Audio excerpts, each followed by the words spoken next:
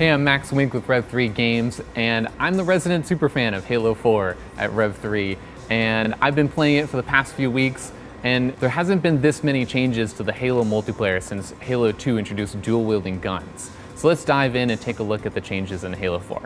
When you first load up Halo 4's multiplayer, you notice that there's custom loadouts. When I saw this, I was like, oh god, it's gonna be a Call of Duty game, but sci-fi. The last thing I want when I play a Halo 4 game. But I was wrong. It's totally genius the way it works with the maps and these ordnance weapons that spawn in specific locations. The guns that you would use in your loadout, like the assault rifle and the DMR and the battle rifle, are no longer spawning on any of the maps. There are specific spawn locations for guns like the rocket launcher and the sword and the shotgun.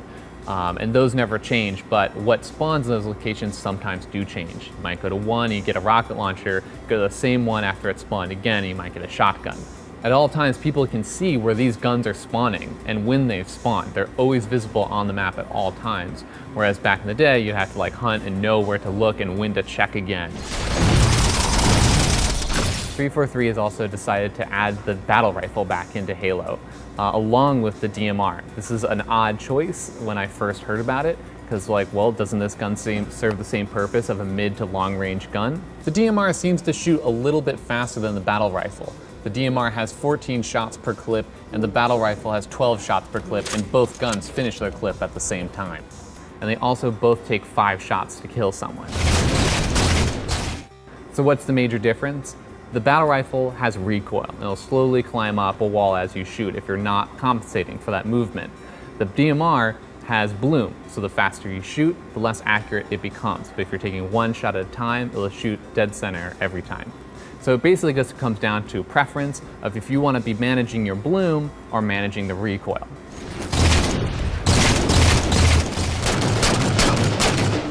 Gain the lead. The assault rifle seems to be exactly the same as it was in Reach. I find this odd because I actually kind of like it a little bit more in Halo 4.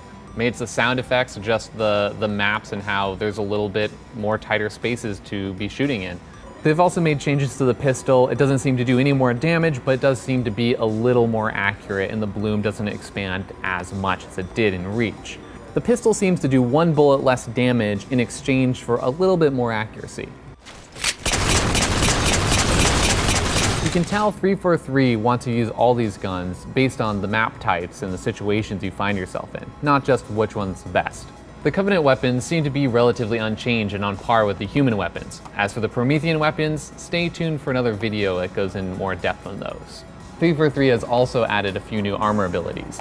They've added Promethean Vision, which lets you see through walls. At first I thought Promethean Vision would be a little overpowered. Since it just lasts a few seconds and your enemies are giant red blobs on your screen, I found myself wanting to turn it off when I was actually in a firefight. Thruster Pack, which lets you quickly dodge and move in a particular direction, though it kind of seems slow. Hard Light Shield, which is the replacement for Armor Lock, so everyone can start cheering. Armor Lock is not in this game.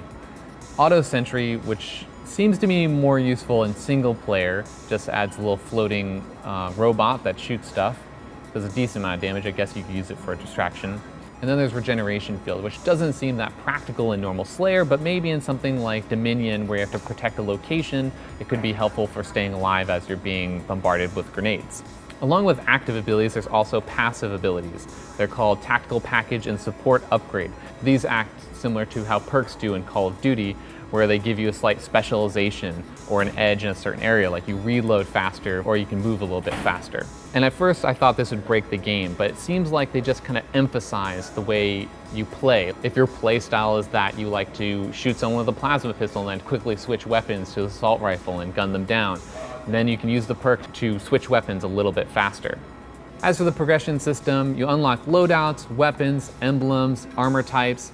I think this system works well because it forces a new player to get better at a basic weapon like the assault rifle before moving on to a more advanced weapon. And my favorite part of Halo is Slayer is no longer a kill-based system, it's a point-based system. Instead of playing to 50 kills, you play to something like 600 points. This is great because it actually encourages better play, because a headshot is worth 15 points, whereas just a kill is 10 points. Ordnance ready.